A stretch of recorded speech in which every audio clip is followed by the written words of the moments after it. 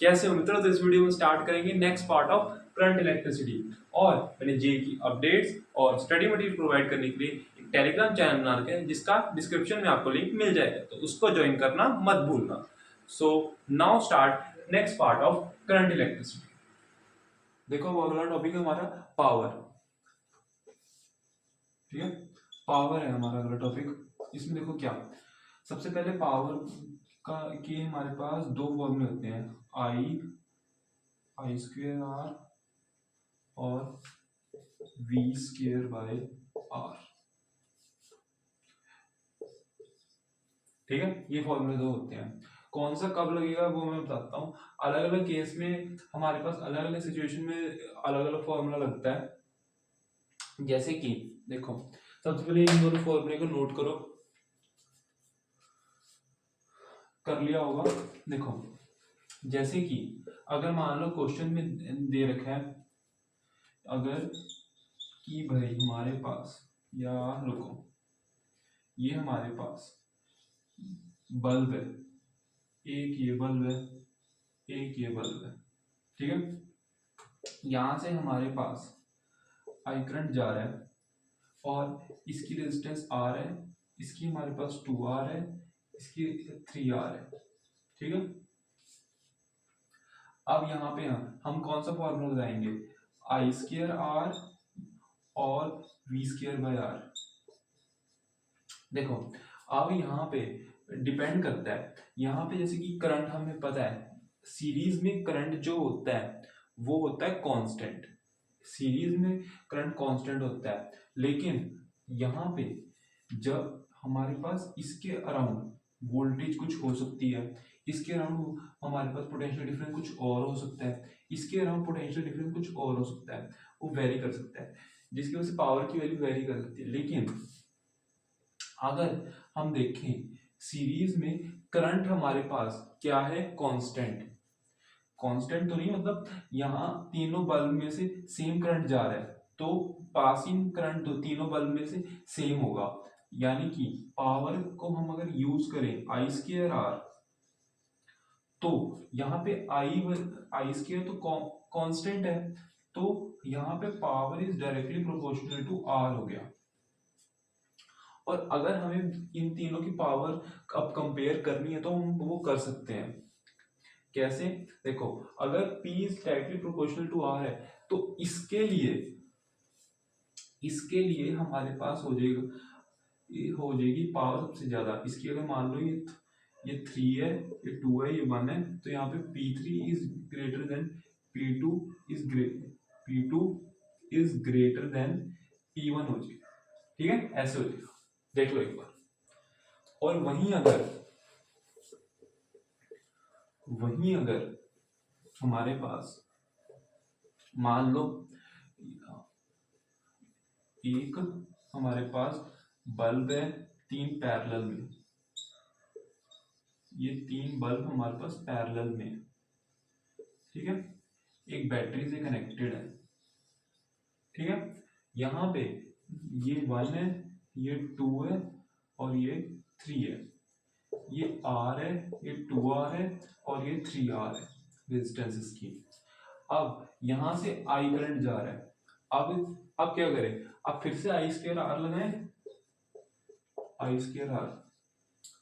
लेकिन अब करंट जब जा रहा है, अब जरूरी नहीं है करंट कितना जाएगा, इधर से I1 करंट जाएगा, इधर से I2 करंट जाएगा, इधर से I3 करंट जाएगा। ठीक है,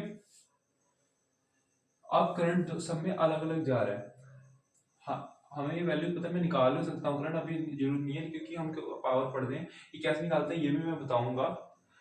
तो हमारे पास जैसे कि अब अलग अलग करंट जा रहा है, तो अब इस केस में तो हम निकाल सकते हैं, हो सकता है किसी केस में करंट ना निकाल पाए, तो ऐसी सिचुएशन में हमें इसकी जरूरत नहीं है।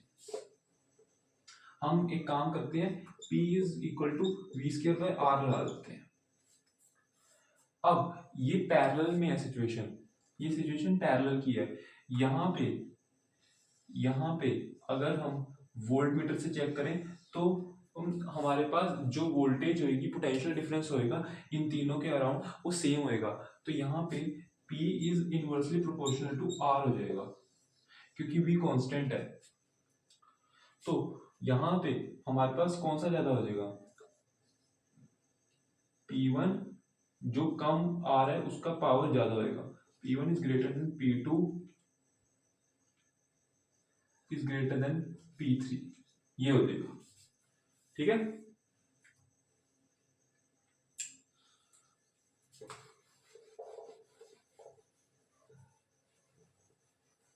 यहां और अगर देखो एक और देखो, मान लो सिचुएशन है,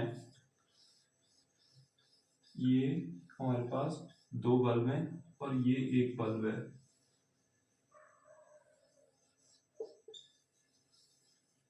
ये आर है, ये आर है और ये आर है। इसमें से आई करंट जा रहा है? ये आर है और इसको मान लेते हैं 1, इसको मान लेते हैं 2, इसको मान लेते हैं 3। ठीक है, ऐसे मान लेते हैं। तो इन तीनों में से बताओ कि अब पावर को कंपेयर करते हैं। तो सबसे पहले क्या करेंगे, सबसे पहले हम ये देखते हैं कि पहले अब हमें यहाँ पे करंट की जरूरत पड़ेगी है, यहाँ पे हमें करंट की जरूरत पड़ेगी। देखो मान लो अब इसकी ये दोनों रेजिस्टेंस मिलके बन जाएंगे 2R। यहाँ साइड में दिखा देता हूँ, ये हमारे पास मिलके बन जाएगी ऊपर वाली सिचुएशन। अगर रेजिस्टेंस के फॉर्म में लिखूं, ऊपर वाला हो जाएगा 2R, इधर हो जाएगा R। जब आई करंट जा रहा होगा, अब यहाँ पे हमारे पास जब यहाँ से ये आई करंट जा रहा है तो पोटेंशियल डिफरेंस तो सेम है ना, पोटेंशियल डिफरेंस सेम है। तो अगर हमें मान लो यहाँ पे सिर्फ एक बल्ब होता तो हमारा v²/r से काम चल जाता, लेकिन अब हमें तीनों का कंपेयर करना है। तो उसके लिए हम क्या करेंगे, सबसे पहले करंट निकाल लेंगे अलग अलग। जब जैसे कि अब आई मान लो यहाँ पे ये I1 करंट जा रहा है, इधर ये I1 करंट जा रहा है, इधर I2 करंट जा रहा है। यहाँ की नेट रेजिस्टेंस 2R है, यहाँ की R है ना, इस वाली ब्रांच की। I1 करंट गया और मान लो ये दोनों पैरेलल में है, ये दोनों ब्रांचेस, तो इनकी आपस इनके बीच की वोल्टेज है V मान लेते हैं। ठीक है, I1 चाहिए, और तो यहां से हम एक काम करते हैं, हमारा क्या लगा देते हैं, क्या लगाएंगे, ओम्स लॉ। तो यहाँ पे ही हो जाएगा V/R, इस पूरी ब्रांच में कितना आ रहा है 2R, V/2R। और I2 यहाँ पे कितना है V/R। ये I1 I2 निकल गया इन दोनों ब्रांचेस में। ठीक है, I1 I2 निकल गया। हाँ ठीक है, मैं कह रहा था कि अब क्या करें, अब I1 I2 तो निकल गया, अब हम कंपेयर कर लेते हैं। ठीक है, अब हम कंपेयर कर लेते हैं। देखो इन दोनों में से I1 अब सेम जा रहा है, I1 दोनों का सेम जा रहा है, I1 सेम जा रहा है। तो अब हम एक बार चेक कर, I1 सेम जा रहा है, देख I1, हाँ सही बात है, I1 तो सेम जा रहा है। तो अब इन दोनों में हमारे पास क्या होता है, I²/R, I²×R। पावर का फॉर्मूला होता है I²×R। I तो कांस्टेंट है इन दोनों में, तो क्या होएगा, और R भी दोनों का सेम है, तो इन दोनों की पावर तो सेम होनी चाहिए, है ना, दोनों की पावर सेम होनी चाहिए। और यहाँ पे हमारे पास लेकिन इन दोनों की पावर सेम है, लेकिन आप देखना पड़ेगा कि इन दोनों की पावर तो सेम है, लेकिन क्या इसकी पावर इनसे ज्यादा या कम है। उसको चेक करने के लिए हम क्या करेंगे, उसको चेक हम कैसे करेंगे, देखो उसके लिए हम क्या करेंगे, किसी भी एक की हम पावर निकाल लेते हैं। इसमें से करंट जा रहा है V²/2R, तो ये हो जाएगा I1²R। तो यहां से पावर निकल जाएगी इसकी V²/4R² ×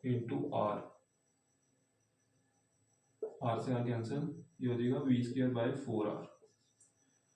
और यहां से अगर पावर निकाल लें, ये हो जाएगी I2 स्क्वायर इंटू आर। ये हो जाएगा V square by R square into R, cancel, V square by R, ये हो जाएगा। अब यहाँ पे हमारे पास पावर कौन सी ज्यादा आ रही है, ये वाली ज्यादा आ रही है ना, क्यों, वी स्क्वायर ये 1/4 है इसका, है ना, तो ये वाली ज्यादा आ रही है। तो यहां से ये आ जाएगा P3 is greater than P1 is equals to P2, ये आ रही है। ठीक है, ऐसे आता है। अगला टॉपिक हमारा maximum power theorem. Maximum power theorem, ठीक है, मैक्सिमम पावर थ्योरम। ये थ्योरम में हमें कंडीशन निकालनी है किस पे पावर सबसे ज़्यादा होएगी। जैसे कि ये रेजिस्टेंस है R, ये एक बैटरी कनेक्टेड है, ये एक बैटरी कनेक्टेड है जिसके साथ एक इंटरनल रेजिस्टेंस है, ठीक है, ये E है। तो ये कब सबसे ज़्यादा हमारे पास पावर जनरेट करेगी, वो कंडीशन बतानी है। यहाँ पे एक आई करंट जा रहा होगा, तो इसके लिए पावर लिखते हैं, ये हो जाएगी आई स्क्वायर कैपिटल आर, ये वाला आर है ना, और आई को हम क्या लिख सकते हैं, ओम्स लॉ लगाते हैं, V is equal to I और net resistance R small r plus small r, I की वैल्यू होगी E upon R plus small are, ये हो जाएगी P is equal to E square R plus small r का square into R. अब किसकी हम आर के लिए निकाल रहे हैं, तो कैपिटल आर के रिस्पेक्ट में डिफरेंशिएट मारते हैं, ये हो जाएगा D P upon capital D R, ये हो जाएगा ई स्क्वायर, इसको डिफरेंशिएट कर रहे हैं तो ये हो जाएगा आर प्लस स्मॉल आर का स्क्वायर, क्योंकि इसकी डिफरेंशिएशन वन होगी। अब इसको डिफरेंशिएट करेंगे, ये हो जाएगी 2 इंटू आर प्लस आर, और इसकी तो जीरो होगी, जब अंदर की तरफ डिफरेंशिएट कर, अंदर वाली डिफरेंशिएट करेंगे इसकी वन हो जाएगी, और एक आर यहाँ इसका लिखना नहीं भूलना, ये ऐसे लिखा जाएगा, और ये नीचे वाली चीज हो जाएगी आर प्लस स्मॉल आर का 4 इक्वल टू 0। डीपी पर डी आर को 0 रखना है। अब इसे सॉल्व करते हैं, इसके बाद तो 0 बन गया, और आर प्लस आर की पावर 4 वो भी 0 हो गया, तो ये बन जाएगा, इसको ओपन करते हैं, R square plus small R square plus 2r small R minus 2r square minus 2r small are, ये हो जाएगा, ये और ये कैंसल, ये हो जाएगा small R square minus capital R square is equal to 0। R की वैल्यू हो जाएगी, स्मॉल आर की वैल्यू हो जाएगी कैपिटल आर के इक्वल। तो कंडीशन है small R is equal to capital R, जब हमारे पास ये दोनों चीजें सेम होंगी, ये दोनों बराबर होंगी, तो हमारे पास मैक्सिमम पावर बनेगी। ठीक है, देख लो।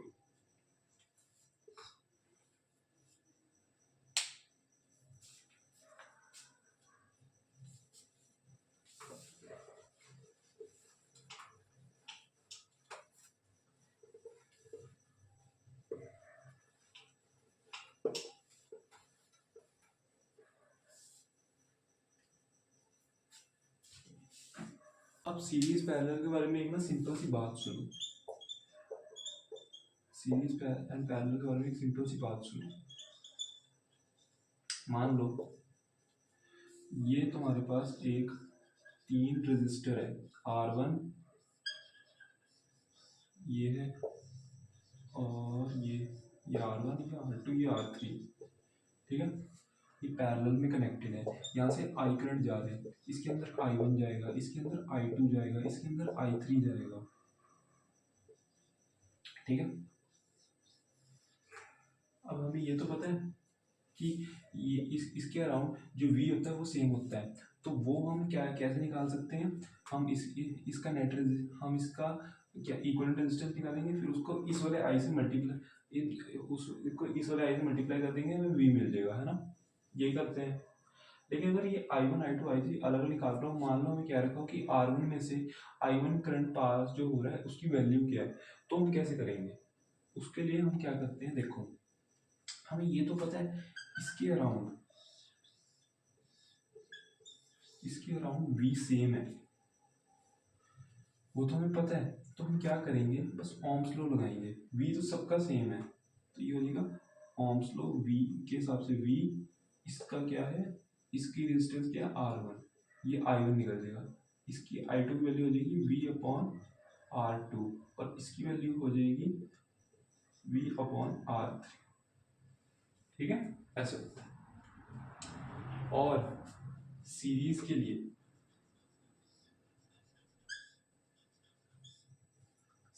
लिए R1 R2, वैसे बहुत ही ऑब्वियस और सिंपल चीज़ है, लेकिन कई बार किसी को कंफ्यूजन होती है तो मैं एक बार बता देता हूँ। ये देखो इसमें से आई करंट जा रहा है, अब हमें पता है इनमें सीरीज में करंट सेम जाता है तीनों में से, लेकिन अगर मान लो क्या रखे आर के अराउंड कितना पोटेंशियल डिफरेंस है R1 के अराउंड, है ना, तो वो कैसे निकालेंगे? अब इसमें से करंट तो सेम जा रहा है, अगर तुम्हें मान लो निकालना है ऐसे V डाल रखा है, तो इसकी वैल्यू कैसे निकालेंगे? तो मान लो ये V1 है, ये V2 है और ये हमारे पास V3 है, इसकी वैल्यू कैसे निकालेंगे? अब इसके लिए भी ओम्स लॉ लगाएंगे, I तो सेम जा रहा है और ये कितना है R1, ये IR2 और ये IR3, सिंपल ये होता है, ऐसे निकालते हैं। देखो अब एक बार सिमेट्री सर्किट्स पे भी बात कर लेते हैं। सिमेट्री सर्किट्स क्या होते हैं? देखो सबसे पहले फोल्डिंग सिमेट्री देखते हैं।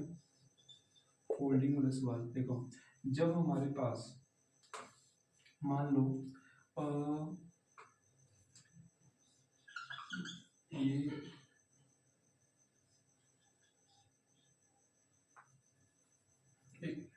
क्या बनाता हूँ, ये हमारे पास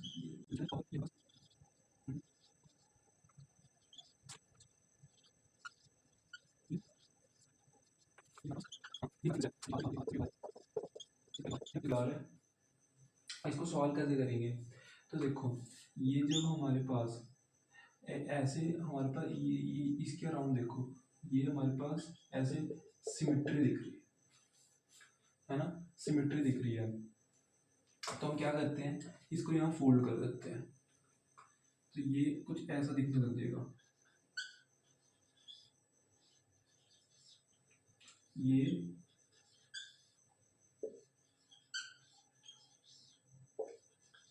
ऐसा दिखने लग जाएगा। अब इनकी वैल्यूज क्या आएंगी, जब फोल्ड होएगा, ये जिसके अराउंड हम फोल्ड कर रहे हैं वो वाली चीज़ें तो ऐसी रह जाती हैं, ठीक है, वो चीज़ें ऐसी रह जाती हैं, बाकी सारों को हम पैरेलल के तौर पे करते हैं, आर को आर के साथ करेंगे, ये हो जाएगा, ये सारी R/2 हो जाएगी। पैर हम जब फोल्ड करते हैं तो मिरर इमेज के सामने जो चीज रजिस्टर आ जाता है उसको हम पैरेलल में मानते हैं, ठीक है, ये सारे R/2 हो जाएंगे इस हिसाब से, तो R/2। अब और कुछ दिख रहा है, यहाँ पे भी मिरर सिमेट्री दिख रही है ना, इसके अराउंड देखो, ये भी R/2 हो जाएगा, है ना, तो इसको भी कर देंगे, ये हो जाएगा। अब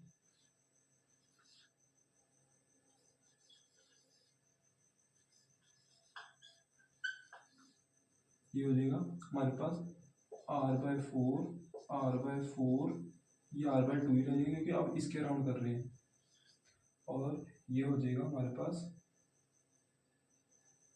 R/2। बस अब तो ये सीरीज में है, इसको सॉल्व कर लेंगे, ये दोनों मिलके हो जाएंगे हमारे पास R, तो ये हो जाएगा R, ये दोनों मिलके हो जाएगा R/2, ये हो जाएगी 3R/2, R इक्वल यहाँ पे 3R/2 आ जाएगा, ठीक है। बेसिकली हमारा पर्पस सॉल्व करना नहीं था, मैंने बस फोल्डिंग सिमेट्री बतानी थी, एक बार देखो ऐसे होती है, ठीक है। और एक और तरह का सर्किट होता है सिमेट्री में,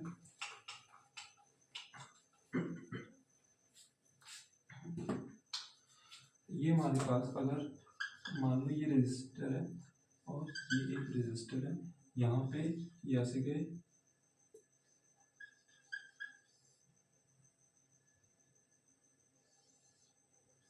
ये हमारे पास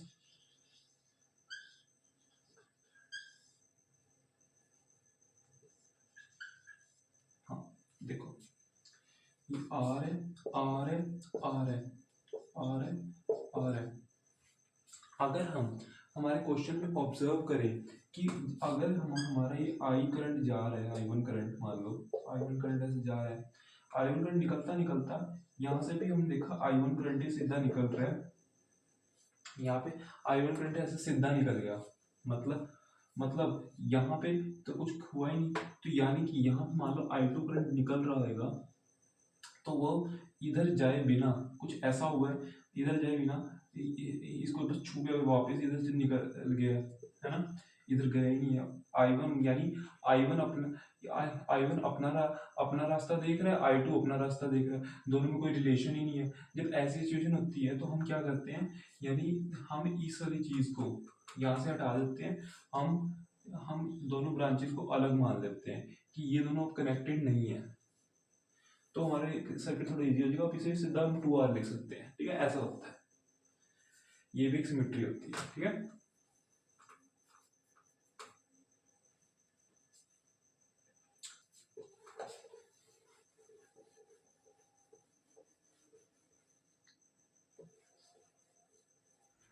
तो आज के लिए बस इतना ही, अगले वीडियो में हम next part of current electricity start करेंगे। होप सो आपको इस पार्ट में चीजें क्लियर होंगी, कॉन्सेप्ट्स क्लियर हुए होंगे। अगर वीडियो अच्छी लगी हो तो वीडियो को लाइक कर देना, चैनल को सब्सक्राइब कर देना। Okay, thank you.